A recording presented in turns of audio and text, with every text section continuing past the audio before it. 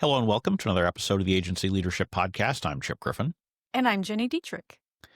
And Jenny, I've got this invisible guy over here, and he's telling me what we need to do for this show today, and we have to follow it to the letter if we want to record.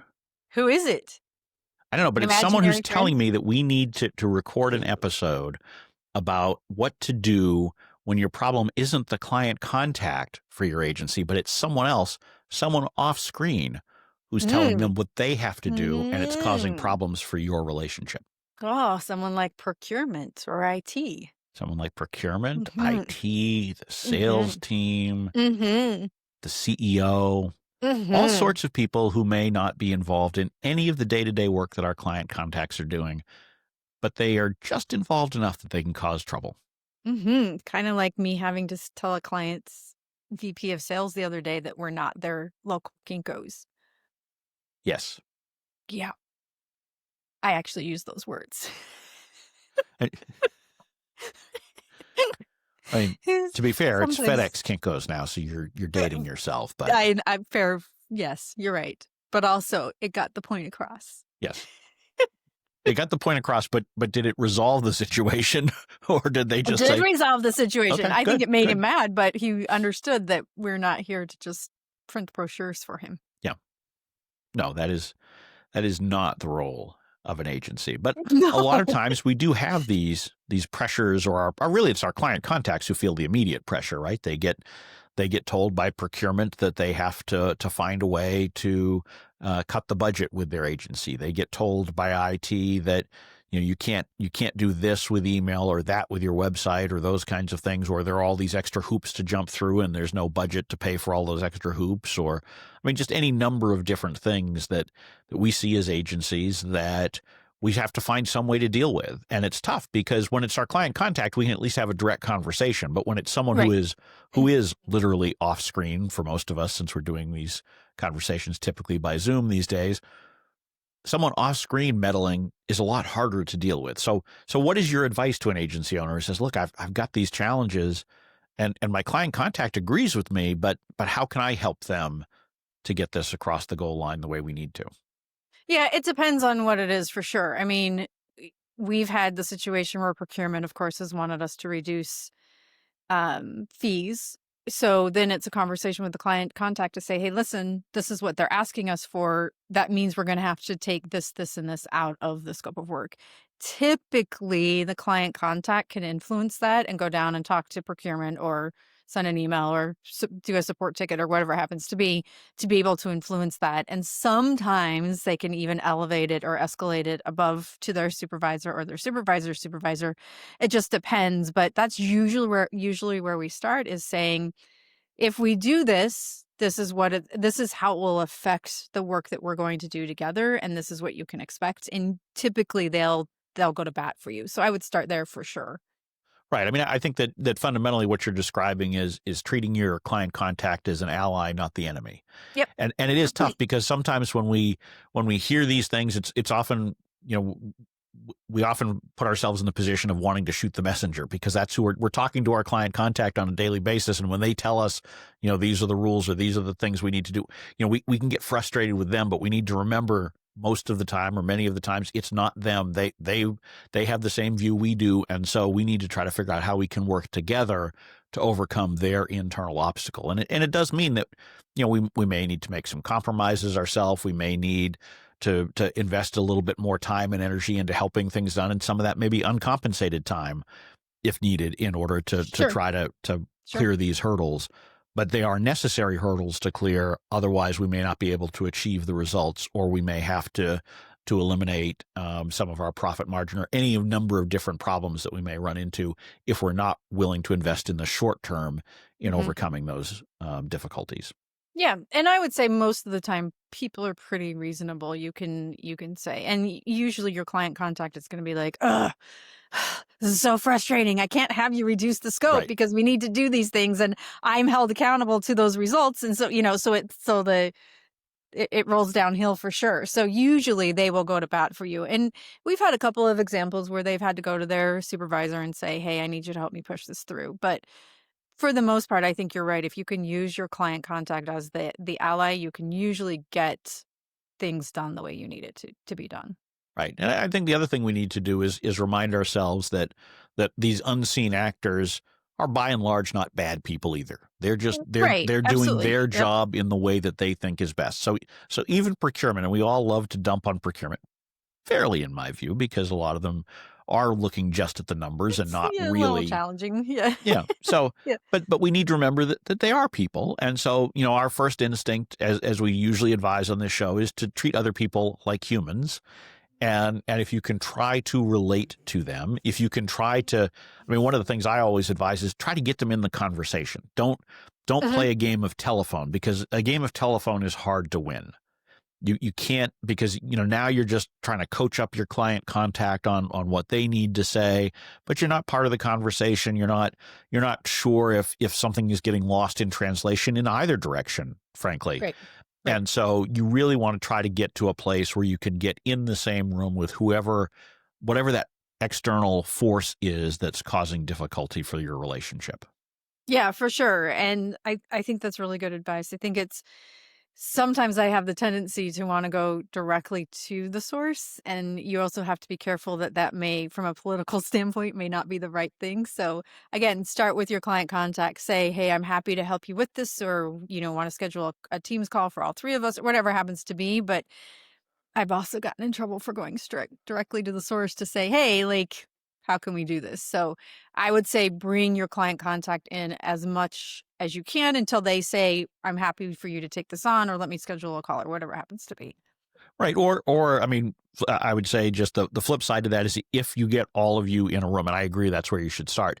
Yeah. If you read that room and there's some friction between your internal contact and whoever you're really trying to deal with, then I would try to extract your client contact sooner rather than Yes, later, because absolutely. sometimes there's Yes. internal politics going on, or just Yep. personality differences Yep. or whatever. And so sometimes you can actually accomplish more if you politely move on from having your client contact in those. You really have to, it's a case by case situation. Sometimes it's better to have them there so they can see what's happening and they can either intervene or translate, or at least know what's going on, so that they can't say, well, I don't understand why you're not doing this. Well, because so and so in procurement told us we couldn't, or so and so in sales is pushing in this direction. You want to try to figure out what works in that particular situation. But certainly sometimes taking someone out of the room who is part of the challenge can be helpful. Yeah, and you said the word translation. I think we have several clients who procurement is done in another country, and so English is not their first language, and so we find that some of the barriers to success are because of that and not because of the other things that we assume it is. So we always try to bring in somebody who can translate between us and them.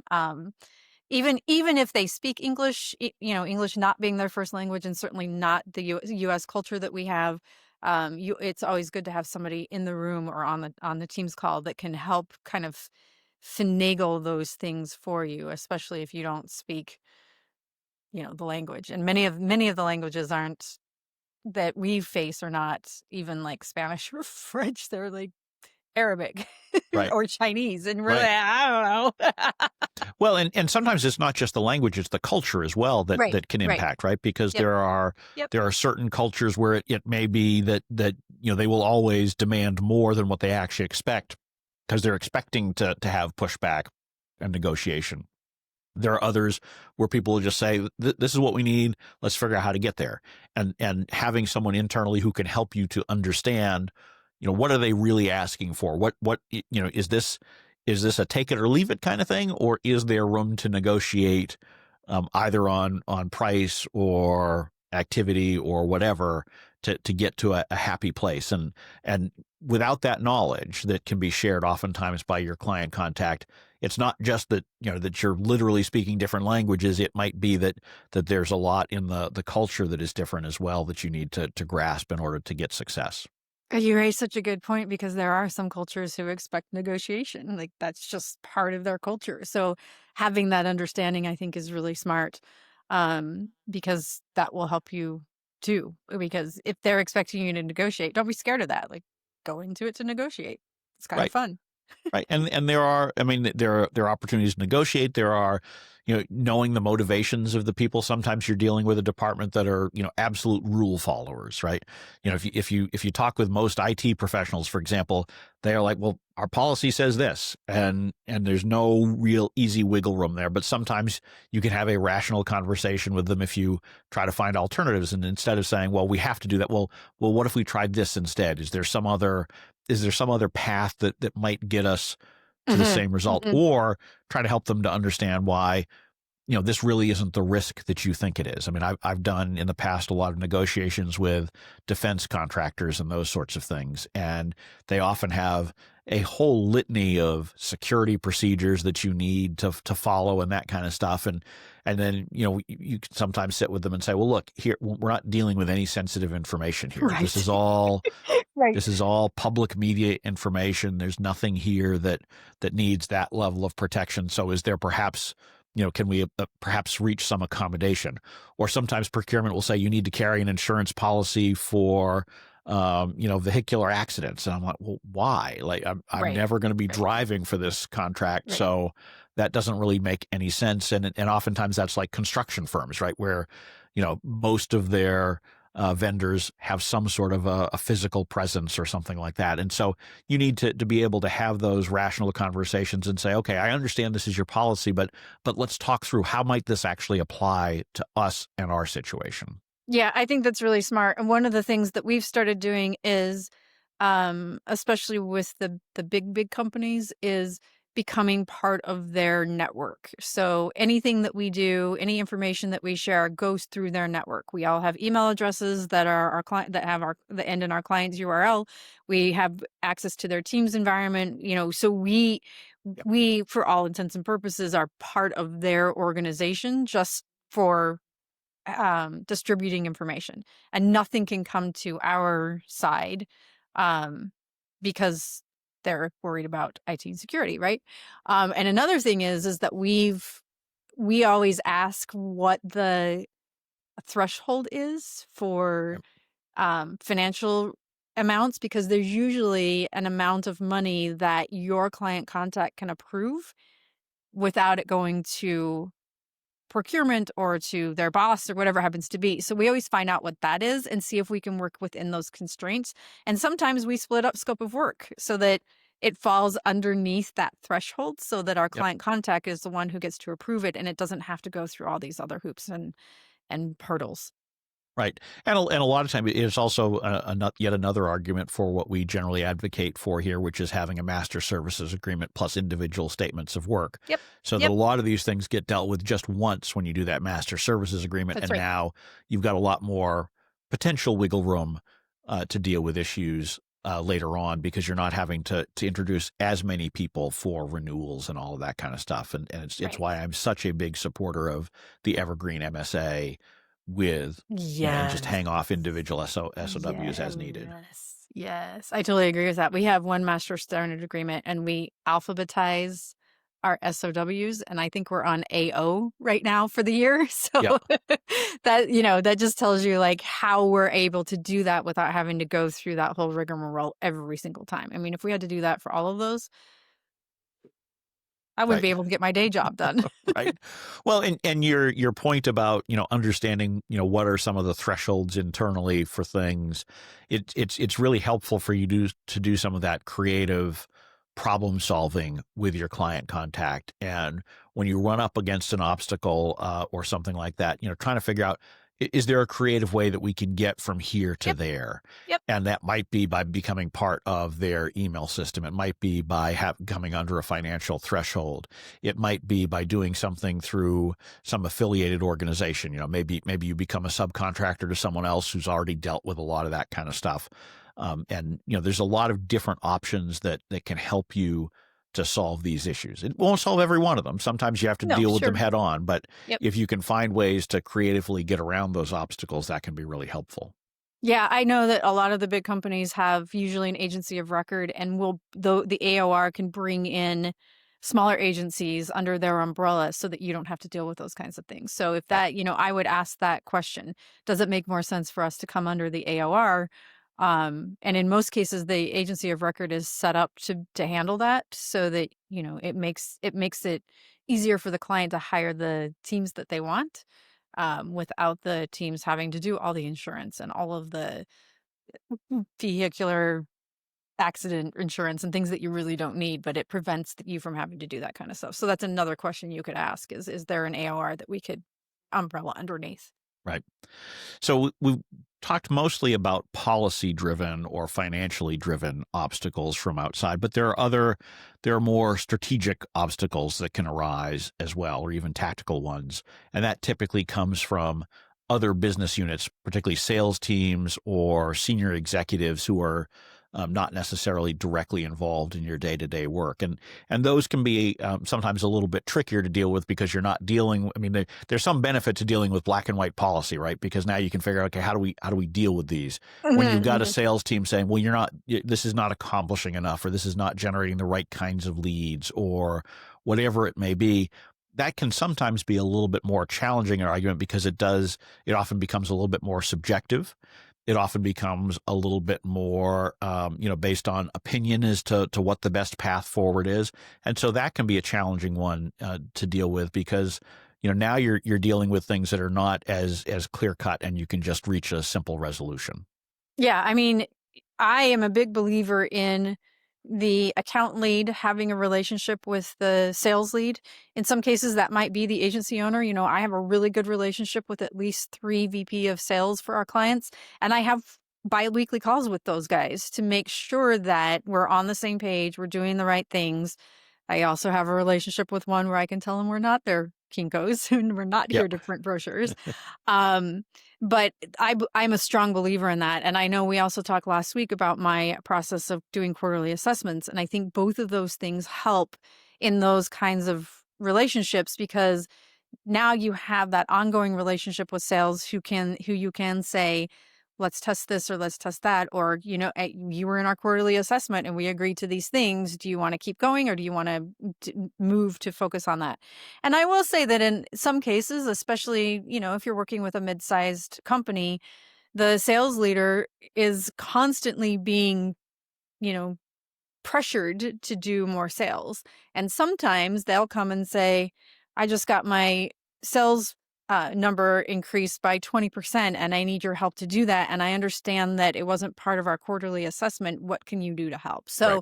So, having those relationships and those ongoing conversations, I think, helps a ton. Right. And I think a lot of the same advice that we offered earlier in this conversation applies. Treat them as human. Don't view them as the enemy. And Yep. instead say, okay, I understand your challenge. How do we get there? And too often I see in organizations, I think it's fairly common for marketing to blame sales, sales to blame marketing, and Yeah. sales and marketing both Uh-huh. blame product or client Yep. service or whomever Sure. maybe Yeah. in that particular organization. And none of that is helpful, because you are all on the same team ultimately. And so you need to try to find ways to work together and figure out, okay, how can we get the best possible outcome? And if it's Yes. simply marketing saying, well, sales isn't doing a good job of closing, or sales saying you're not giving me enough good quality leads, that's not helpful. Have a conversation, figure out, why is it not achieving the results that you want or that executives want? Are those results even possible? If so, how do we get there? Is it changing our ideal client profile? Is it changing some of our tactics? Is it investing differently? There's a lot of ways that you can get there, but it needs to be done collaboratively.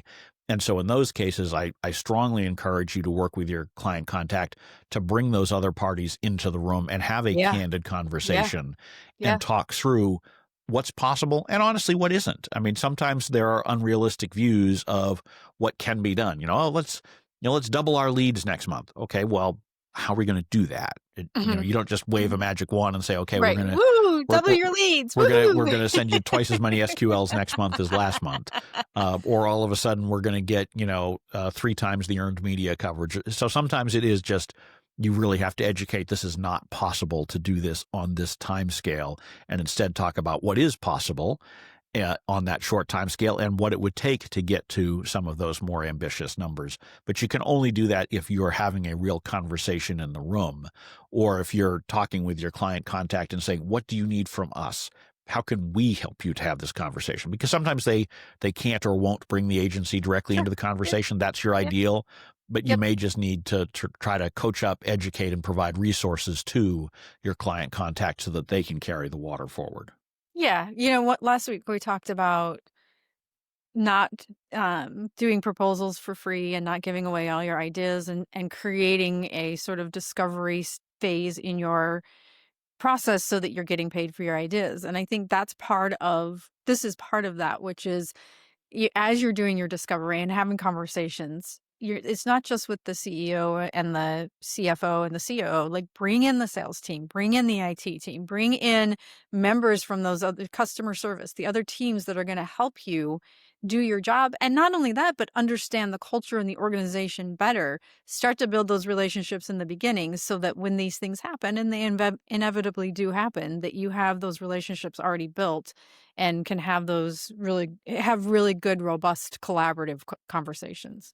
Right. I mean, that's a great point, is to make sure that those relationships are not the kind of thing that you only think about when you've got these challenges arising. Yeah. They need to be pre-stocked, if you will.